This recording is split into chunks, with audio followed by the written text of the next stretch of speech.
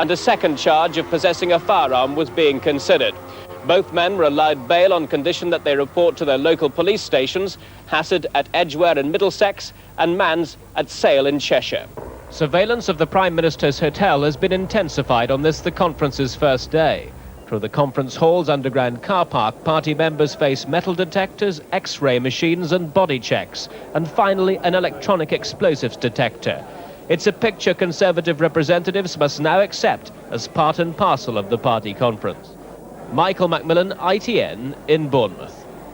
Inside the conference, the Education Secretary, Mr. Baker, announced he's taking control of sex education away from teachers and local councils. New governing bodies and parents will decide how children will be taught. Earlier, the party chairman, Mr. Tebbit, launched a strong attack on Labour and the Alliance and called the Conservatives the only credible party of government. Mrs. Thatcher saw a doctor this afternoon after she tripped up and sprained her ankle outside the conference hall. Mrs. Thatcher started the day striding down the prom to a conference which may yet prove to be the last before she calls an election. And the Prime Minister was in confident and purposeful mood to meet her supporters.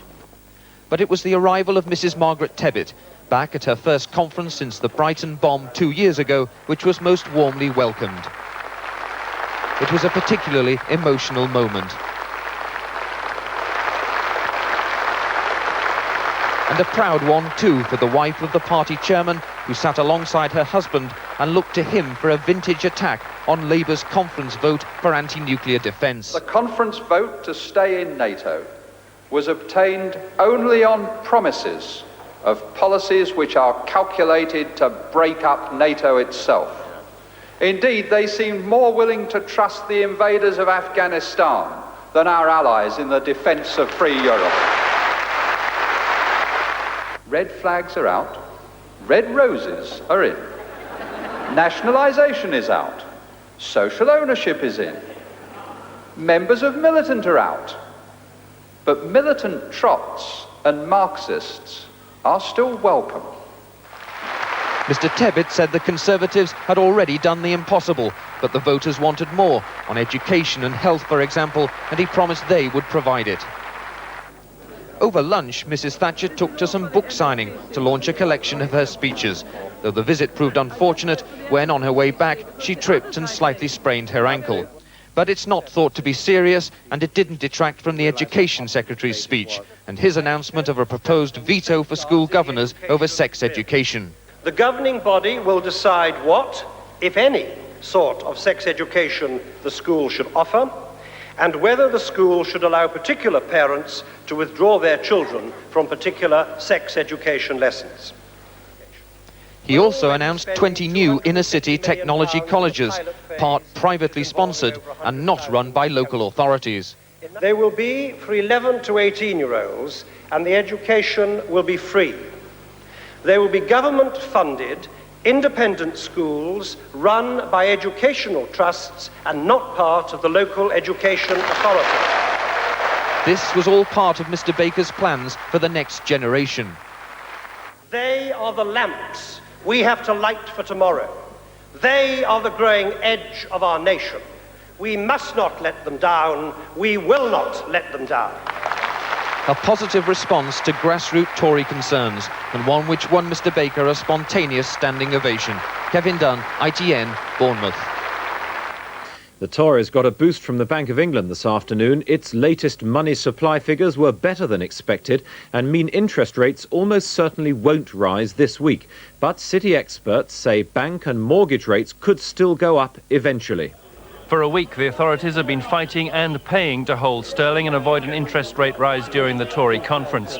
Today's better-than-expected money supply figures had been signalled in advance and served only to hold sterling where it was. The markets now think rates won't rise this week, but had the pressure gone away permanently? The pressure on the pound will determine whether interest rates have to go up, and I think the Chancellor is obviously very reluctant to put interest rates up, but if the pressure on the pound should continue and build up again, he might be forced to, but I think it would be very much a last resource that he would take. The stock market was pleased. The last thing they wanted was higher interest rates in the week TSB shares are to be traded. So it does look as though the Chancellor and the Bank of England have avoided an interest rate rise during the Conservative Party conference, despite massive pressures in the markets. It's an operation they'll be pleased with, at least until the next time the pressure builds up. Charles Smith, ITN, in the city. The girlfriend of Nazar Hindawi, the Arab accused of trying to blow up an El Al jumbo jet, broke down and shouted at her former lover in court today. Miss Anne Murphy thumped the witness box and cried, "I could kill you, I hate you." Hindawi denies sending Miss Murphy, who was pregnant at the time, onto the plane as a human time bomb. After 3.5 hours in the witness box, Anne Murphy started to show the strain. She was being cross-examined about events in the El Al check-in area at Heathrow on the day a bomb was found in her bag as she was about to board an Israeli jumbo jet to Tel Aviv, a bomb allegedly planted by her then boyfriend Nazar Hindawi, who she thought was going to join her in Tel Aviv and marry her there. She was pregnant by him at the time.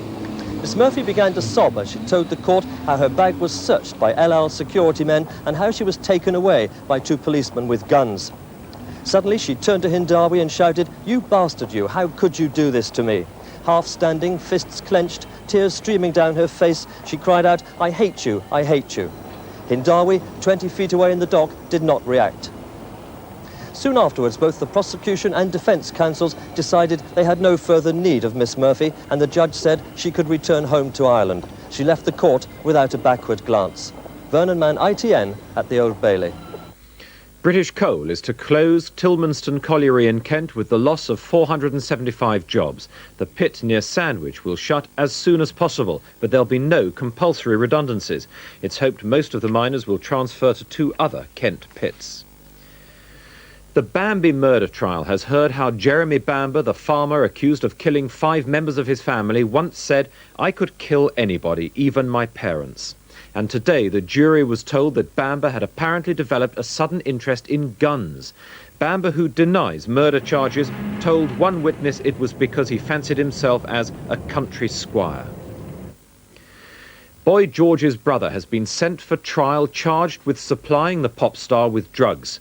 Kevin O'Dowd and 3 others are accused of supplying heroin, but O'Dowd and a woman were cleared of conspiracy.